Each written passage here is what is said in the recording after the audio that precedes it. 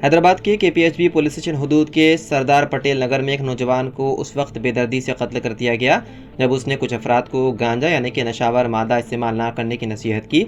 मकतूल वेंकटरमना, जो एक अपार्टमेंट में वॉचमैन की हैसियत से काम करता था, ने आधी रात को पार्किंग में गांजा पी रहे नौजवानों को रोका। उस पर मुलजिम पवन ने लोहे की राड से उसके सीने पर हमला करके उसे मौके पर ही हलाक कर दिया। मकतूल के भाई जगदीश ने पुलिस को इत्तला दी, जिस पर पुलिस ने फौरी कार्रवाई करते हुए 4 अफराद को गिरफ्तार कर लिया। ताहम अहम मुलजिम पवन फरार है। पुलिस को शुबा है कि इस कत्ल के पीछे पुरानी दुश्मनी भी हो सकती है। जगदीश की शिकायत पर मुकदमा दर्ज करते हुए तहकीकात की जा रही है।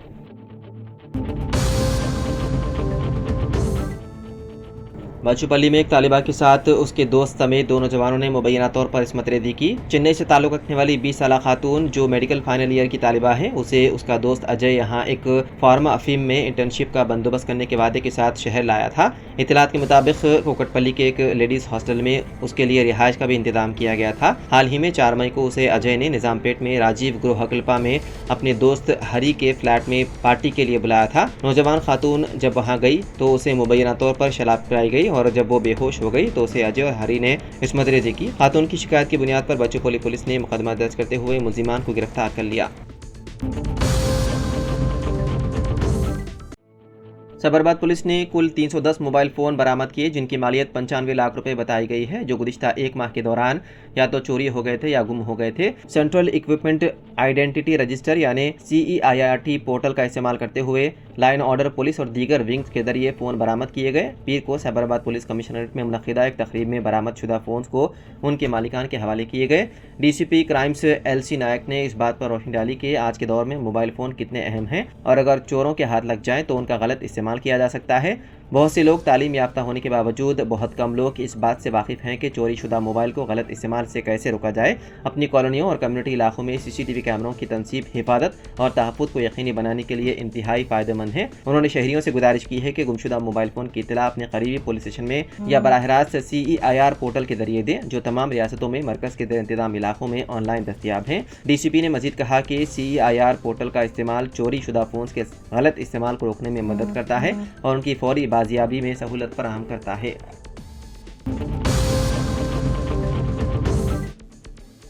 सिक्किम में पीर की सुबह ज़लज़ले के शदीद झटके महसूस किए गए।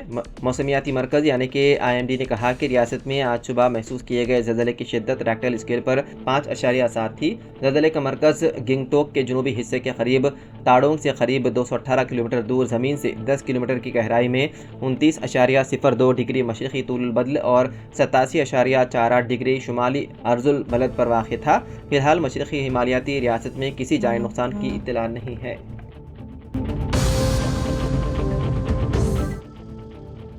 टॉलीवुड के अदाकार महेश बाबू स्वर्णा ग्रुप और साई सूर्या डेवलपर्स से मुतालिक तहक़ीक़ात के सिलसिले में आज इन्फोर्समेंट डायरेक्टोरेट के सामने पूछताछ के लिए पेश होने वाले हैं। 22 अप्रैल को ED ने अदाकार को नोटिस जारी करते हुए 27 अप्रैल को पूछताछ के लिए हाजिर होने को कहा। ताहम महेश बाबू ने ED के सामने पेश होने के लिए नई तारीख मांगी, ये कहते हुए कि वो बैनुल मुल्क शूटिंग कर रहे हैं। तेलंगाना पुलिस ने के सतीश चंद्र गुप्ता और नरेंद्र स्वर्णा के खिलाफ मुबैना मनी लॉन्ड्रिंग की शिकायत दर्ज करने के बाद स्वर्णा ग्रुप और साई सूर्या डेवलपर्स की तहक़ीक़ात कर रही है। ज़राए के मुताबिक सतीश चंद्र गुप्ता और नरेंद्र स्वर्णा के खिलाफ धोखाधड़ी का इल्ज़ाम है, जिसमें गैर मजाज लेआउट प्लाट बेचने, एक ही प्लाट को मुतादिद लोगों को फरोख्त करने और रजिस्ट्रेशन की गलत ज़मानत देने का इल्ज़ाम है। ED को 100 करोड़ रुपए के गैर कानूनी लेन देन का शुबा है। मज़ीद तहक़ीक़ात से पता चला है कि साई सूर्या डेवलपर्स ने मुबैना तौर पर महेश बाबू को अपने प्रोजेक्ट्स की तशहीर के लिए 5 करोड़ 90 लाख रुपए अदा किए थे। उसमें से 3 करोड़ 40 लाख रुपए मुबैना तौर पर चेक के जरिए अदा किए गए और बाकी 2.5 करोड़ रुपए नकद रकम अदा किए गए। क्रिकेटर विराट कोहली ने भी टेस्ट क्रिकेट से रिटायरमेंट का ऐलान करके सबको हैरान कर दिया। चंद रोज कबल ही कोहली ने BCCI को अपने रिटायरमेंट के बारे में मुतला किया था, जिस पर बोर्ड के अहदेदारों ने उन्हें फैसला वापस लेने की दरख्वास्त की थी, मगर आखिरकार कोहली ने टेस्ट क्रिकेट से रिटायरमेंट का फैसला किया है। उन्होंने अपने इंस्टाग्राम पर एक जज्बाती पोस्ट करते हुए कहा कि टेस्ट क्रिकेट में टेस्ट कैप पहनकर मुझे 14 साल हो चुके हैं। सच कहूँ तो मुझे अंदाज़ा नहीं था कि ये सफ़र मुझे कहाँ ले जाएगा। इस फॉर्मेट ने मुझे आजमाया, संवारा और ज़िंदगी के कई सबक सिखाए। ये फ़ैसला आसान नहीं मगर मुझे सही लग रहा है। मैंने उसे सब कुछ दिया और उसने मुझे मेरी उम्मीद से बढ़कर लौटाया। और हमेशा टेस्ट क्रिकेट को इज्जत से देखता रहूंगा। वादे रहे कि एक हफ्ता कबल रोहित शर्मा ने भी टेस्ट क्रिकेट से रिटायरमेंट का ऐलान किया था।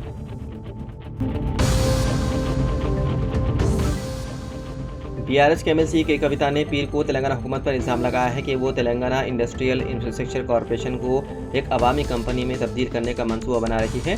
कविता ने इल्ज़ाम लगाया है कि कांग्रेस हुकूमत कॉरपोरेशन की 1,75,000 एकड़ ज़मीन को गिरवी रखने का मंसूबा रखती है। हुकूमत ने 15 अप्रैल को जियो 12 जारी किया, जिसमें TGIIC की हैसियत को खानगी लिमिटेड कंपनी से प्राइवेट पब्लिक लिमिटेड इदारे में तब्दील करने की इजाज़त दी गई। इस इक़दाम का मकसद बॉन्ड्स, डिबेंचर्स, यहाँ तक कि मुमकिना IPO के जरिए कैपिटल मार्केट तक रसाई को काबिल बनाकर बड़े कर्जे लेने की सहूलत फराहम करना है। तेलंगाना भवन में एक प्रेस कॉन्फ्रेंस से खिताब करते हुए MLC ने हुकूमती हुक्मनामे को दाखिल किया, जिसमें कांग्रेस हुकूमत पर तेलंगाना की ज़मीनों को स्टॉक एक्सचेंज में गिरवी रखने का इल्ज़ाम लगाया ताकि बड़े पैमाने पर कर्ज हासिल किया जा सके।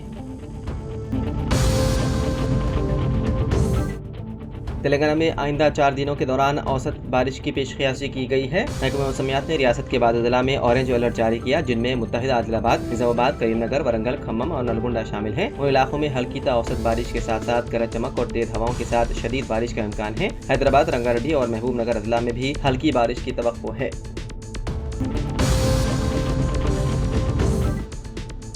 आंध्र प्रदेश सदनशीन हज कमेटी शेख हुसैन बादशाह ने कहा कि वज़ीर आला आंध्र प्रदेश 18 मई को विजयवाड़ा में आज़मीन हज के काफिलों को विदा करेंगे। आंध्र प्रदेश के आज़मीन की रवानगी के मौके पर हैदराबाद में हसन पाशा ने बताया है कि 19 और 20 मई को आंध्र प्रदेश के 850 आज़मीन हज हैदराबाद से जिद्दा के लिए परवास करेंगे। विजयवाड़ा में आज़मीन के लिए 15 मई को तरबियती कैंप मुनक्किद किया जाएगा और 18 मई को वज़ीर आला एन चंद्रबाबू नायडू आज़मीन के खुसूसी बसों को झंडी दिखाकर हैदराबाद के लिए रवाना करेंगे। हज कमेटी ने आज़मीन के लिए 6 खुसूसी बसों का इंतजाम किया है, जिनमें गुंटूर से 3 और विजयवाड़ा से 3 बसें शामिल हैं। आदिमीन हज का क़याम हज हाउस नाम्बली में रहेगा, जबकि उनके साथ आने वाले रिश्तेदारों की सहूलत के लिए आंध्र प्रदेश हज कमेटी ने रेड हिल्स में फंक्शन हॉल 3 दिन के लिए किराए पर हासिल किया। मानसून की 27 मई को आमद मुतवक्के, बारिशें जल्द शुरू होने का है इम्कान। धूप की शिद्दत और गर्मी से परेशान शहरियों के लिए महकमा मौसमियात ने खुशखबरी दी और पेशकयासी की है कि आइंदा 2 हफ्तों में मानसून की आमद की यकीनी है और 27 मई को जुनूब मगरबी मानसून साहिल केरला से टकराएगा और अंदरून 4 यौम जुनूबी रियासतों में बारिशों का सिलसिला शुरू हो जाएगा। महकमा मौसमियात के एलामिया के मुताबिक आइंदा 15 दिनों में मानसून की आमद मुतवक्के है और मानसून के साथ गर्मी की शिद्दत में कमी आएगी। माहिरीन के मुताबिक जारिया साल भी क़ब्ल अज़ वक्त मानसून की आमद का इम्कान है और मौसम 12 में मामूल से ज़्यादा बारिश के इम्कानात को भी मुस्तरद नहीं किया जा सकता।